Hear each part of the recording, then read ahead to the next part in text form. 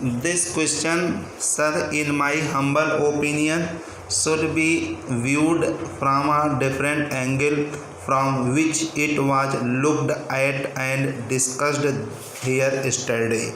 It is true that it is correct in principle that the railways, whose entire capital at charge is drawn from the general revenues, should be able to make a good contribution to the general revenues, but in applying this principle, care must be exercised.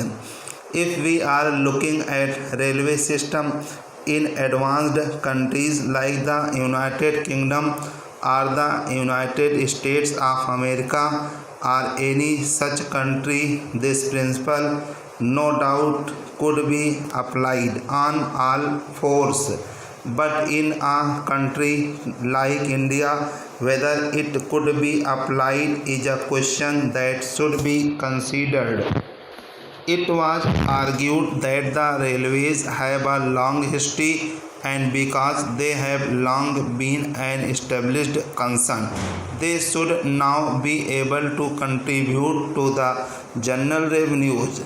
Although it is true that the railways are a long established concern, still the circumstances under which the railways were run are not being examined here. The railways, as we all know, before independence were run not on a welfare state basis, but they were run on the system of strategic lines. When the railway lines in India were formed, it was not the question of developing economic resources. It was not the question of linking up industrial centers. It was not the question of linking up the railway system with pilgrim centers or centers of density that prompted the authorities, the private companies, to start the railways in India, but it was the strategic concern of the British government then that prompted these companies to form railways. The question of arriving at a correct pattern of railway system from the point of view of developing and exploiting the natural resources of the country from the point of view of developing the backward areas of the country is still there to be examined and to be attended to. Well, from this point of view, as anybody can see, there is much scope for developing the railways. In fact, there is so much pressure on Honorable the Railway Minister for new lines that one will be at a loss as to where to find the resources from. They have undertaken in the second part of the 5-year plan to construct new lines of 1500 kilometers in length.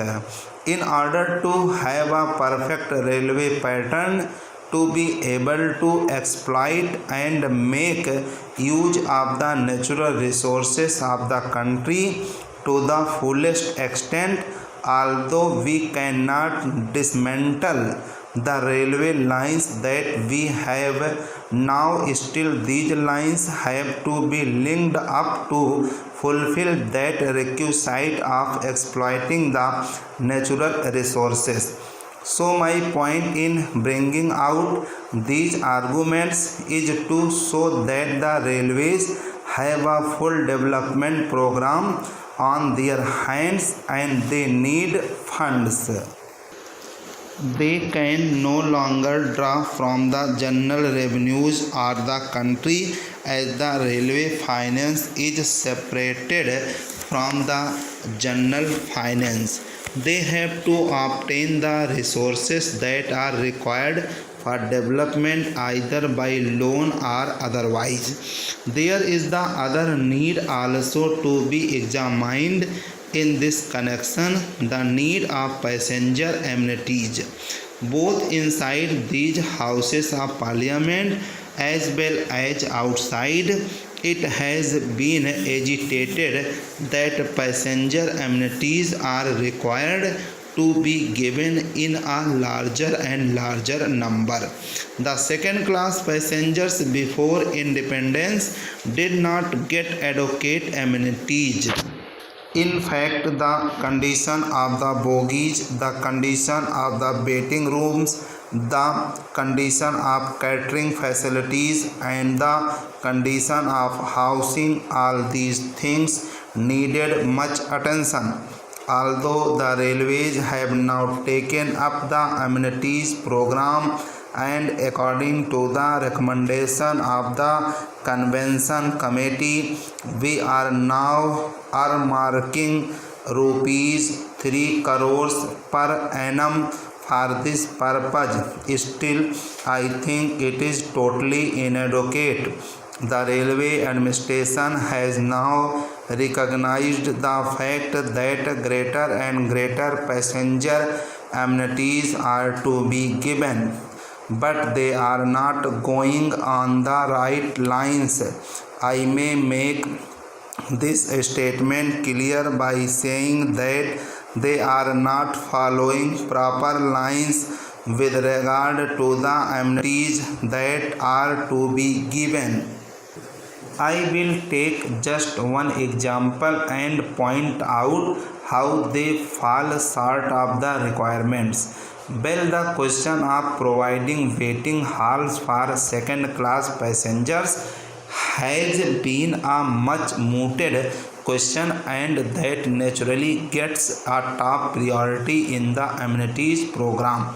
Well, the so-called waiting halls that are now provided are like this. The halls are there. The exit gate from the platform opens into the hall, and the entry gate into the platform opens into the hall.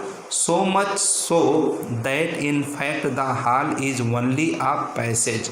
When people come and go, how can the second class passengers take rest here?